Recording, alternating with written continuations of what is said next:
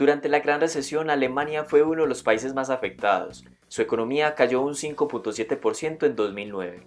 A pesar de esto, tuvo un mejor desempeño posterior que algunos países, los cuales escogieron otros caminos para salir de la crisis.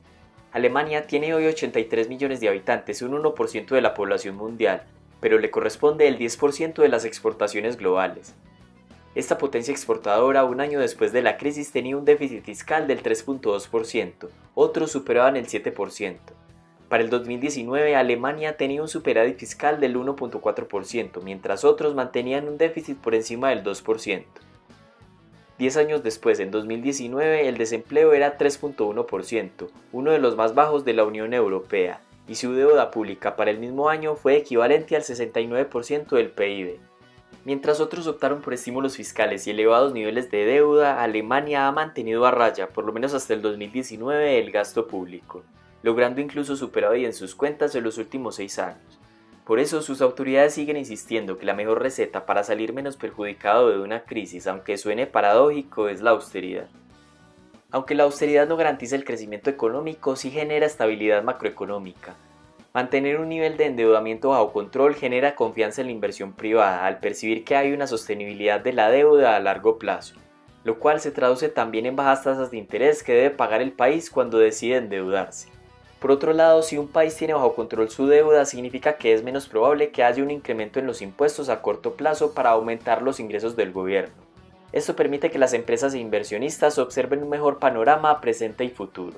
Esta parece ser una estrategia más viable para generar las condiciones de un crecimiento más sano y sostenible, pero la disciplina fiscal de Alemania no quiere decir que esté blindada frente a choques externos. De hecho, se vio muy afectada en la crisis de 2008 y 2020. Lo que sí le permite es tener mayor capacidad de recuperación, en parte gracias también a su competitividad y flexibilidad en el mercado laboral. En un video anterior se habló de las causas del milagro económico alemán, entre las cuales se mencionó las Mittelstand, pequeñas y medianas empresas privadas que encuentran un nicho muy específico de mercado, son muy competitivas y que fácilmente llegan a ser líderes mundiales del mercado en el que se encuentran. Pero las Mittelstand y la austeridad no alcanzan a explicar del todo el éxito del modelo económico alemán posterior a la crisis. A comienzos de los 2000, Alemania era considerada como el país enfermo de Europa. En 2005 tenía una tasa de desempleo del 11.2%, una de las más altas de Europa. Tenía altos costos laborales y estricta regulación del mercado de trabajo. Pero en 2013 comenzaron a plantear reformas con el objetivo de flexibilizar el mercado laboral.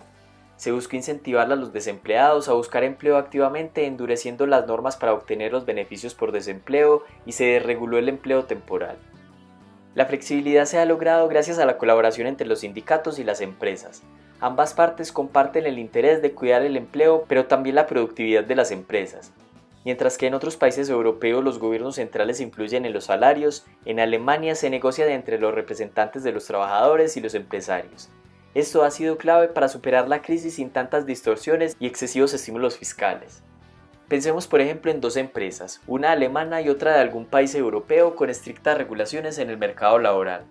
Ambas empresas tienen gastos salariales por 100.000 euros al mes. Las dos tienen 100 empleados y cada uno recibe 1.000 euros. Debido a la crisis se deben reducir sus costos salariales a la mitad, o sea a 50.000 euros. La empresa alemana, gracias a su flexibilidad en las normas laborales, puede negociar con sus empleados los salarios y los turnos de trabajo. Entonces estos pueden trabajar menos turnos y recibir medio salario, pero todos conservarían el empleo. Por el contrario, en la empresa del otro país no se pueden reducir los salarios. Entonces deben despedir a la mitad de los empleados para rebajar sus gastos a la mitad. En este caso, solo 50 empleados conservarían el empleo con su salario completo. Cuando pase la crisis, la empresa alemana mantiene su personal cualificado y no tiene que incurrir en gastos adicionales para contratar y capacitar a los nuevos empleados. Esto se traduce en que la empresa mantiene su competitividad y se posiciona en la industria para reiniciar rápidamente después de la crisis, aparte de que los trabajadores retomarían su salario y turno de trabajo normales. Nicola Leibinger es CEO de una empresa alemana que se vio afectada en la Gran Recesión de 2008. Las ventas se desplomaron en 40% en 2 años y tuvo que reducir drásticamente su producción.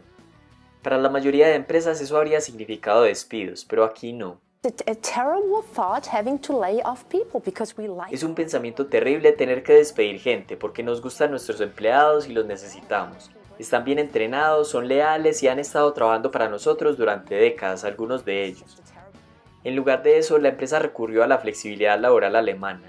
A estos 2 empleados no les importó la reducción de sus salarios. Nos dimos cuenta de que las cifras financieras iban a disminuir desde el principio. Estaba claro que era 1 o 2 días a la semana en los que no trabajaba. Aceptamos menos dinero, así que una vez que la situación mejore no volveremos a empezar de nuevo. La seguridad y estabilidad en tiempos de crisis es muy importante en la cultura alemana. Por eso los trabajadores están dispuestos a prescindir de más horas de trabajo o de parte de su salario para conservar el empleo. Además, la austeridad no hace parte solo del sector público. Algunas empresas aplican la misma receta. No hay yates, no hay caballos, no hay coches de carrera y cosas así. Y es por eso que normalmente tenemos suficiente dinero para reinvertir con nuestro propio dinero para la investigación y el desarrollo de edificios y adquisiciones. Este modelo alemán, basado en reducir el déficit y el endeudamiento público y privado, en aumentar las tasas de ahorro y flexibilizar el mercado laboral, ha mostrado sus resultados, que sin ser perfectos, han sido mejores que otros países que han adoptado otras políticas. La pregunta es si este modelo se puede copiar o aplicar en otros países.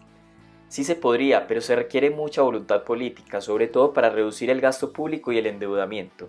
En parte, países como España, Francia o Italia lo saben. El problema es que es muy impopular reducir el gasto público, y no solo en épocas de incertidumbre. El argumento de algunos es que están emitiendo deuda a un costo muy bajo, pero es en parte gracias al mismo respaldo de Alemania y el Banco Central Europeo en caso de que las cosas se compliquen. Durante los últimos años, Alemania no había cedido frente a las políticas fiscales excesivamente expansivas. Durante el 2020 pondrá en marcha un plan de por lo menos 130.000 millones de euros, además de una reducción del IVA. Se espera que el PIB en 2020 caiga 6.3%, en la crisis financiera de 2009 cayó un 5.7%. Aún así, el desempleo en junio de 2020 era 4.2%, uno de los más bajos entre los países desarrollados. Por eso se espera que la economía siga el mismo camino luego de la crisis de 2008 y muestre gran capacidad de recuperación sin abusar de los estímulos fiscales porque las bases de su modelo siguen siendo las mismas. Por el momento el país seguirá ocupando un lugar cada vez más destacado como mediador de las decisiones tomadas por los gobiernos y las instituciones europeas, además de ser el modelo a seguir para muchos, por lo menos en cuanto a política fiscal.